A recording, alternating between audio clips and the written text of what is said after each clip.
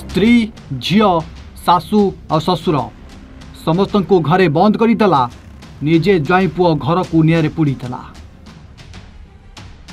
दर्शक बंधु यही घर जोया साजी ज्वाई पुओ को टिके देखि दिंतु। ज्वाई पुओर ना हेउची अंकुर षडंगी जे कि घरर सान झील को बाहा होता आउ घर जोया है सासू ससुर पाखरे रहुतला। एमितिकी कन्या संतान मध्य जन्म करिथिला। किंतु ए पागल ज्वाई पुओ आज एमिति कांड घटाई देछि जो ज्वाई पुओ को नहीं सारा गाँव में चहल पड़ जाइछि। हाँ आज्ञा स्त्री एवं निज छोट झील सहित बुढ़ा बुढ़ी सासू ससुर को घर भितर बंद करदेला। घर बाहर पटू कबाट बंद करी घर को निआं लगाईला। घर भितर समस्ते रडी छाड़ुले बंचाओ बंचाओ कही चित्कार करुले। एपटे ज्वाई पुओ समस्त को निआं मुहरे छाड़ी देई कुआडे फेरार होगला। हाँ आज्ञा सूचना अनुसार यही मंगलपुर नामक गाँवर शिव नायक 5टी झील थिले। शिवं 5टी झील थिबा बेले 4 झील को से अन्यत्र विवाह कराइथिले।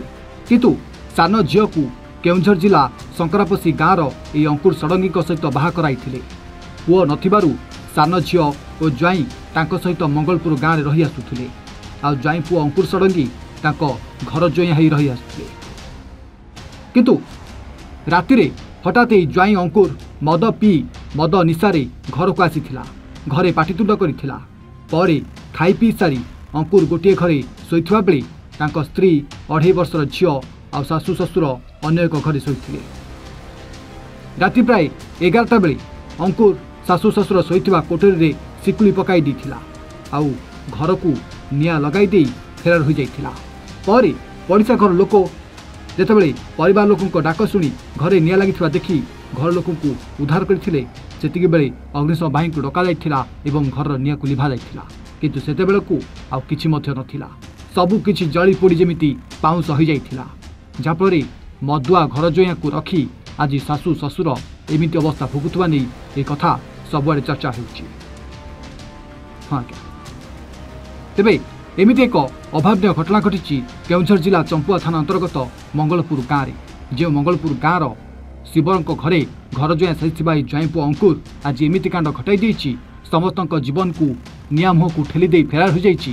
ताकु नै सबुआडे चर्चा होउछि। देखक बाकी रहिला से नृशंस ज्वाई पुओ को केउ भली दंडरे दंडित करा जाउछि। घर मंगलपुर गत राति आम ये 3-3.5 वर्ष है अच्छु घर जुआई।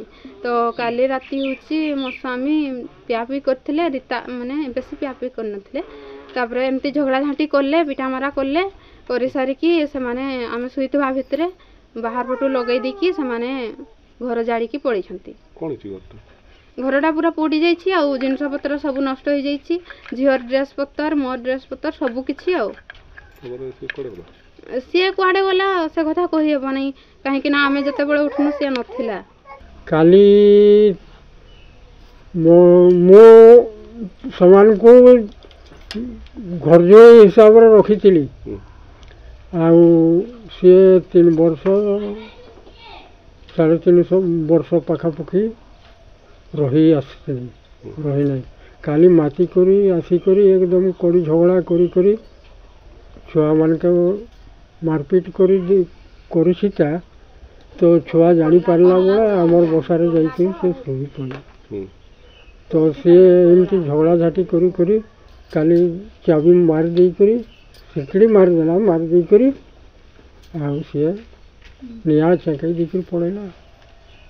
कौन घर कौन घर सब पोड़ी जाइए।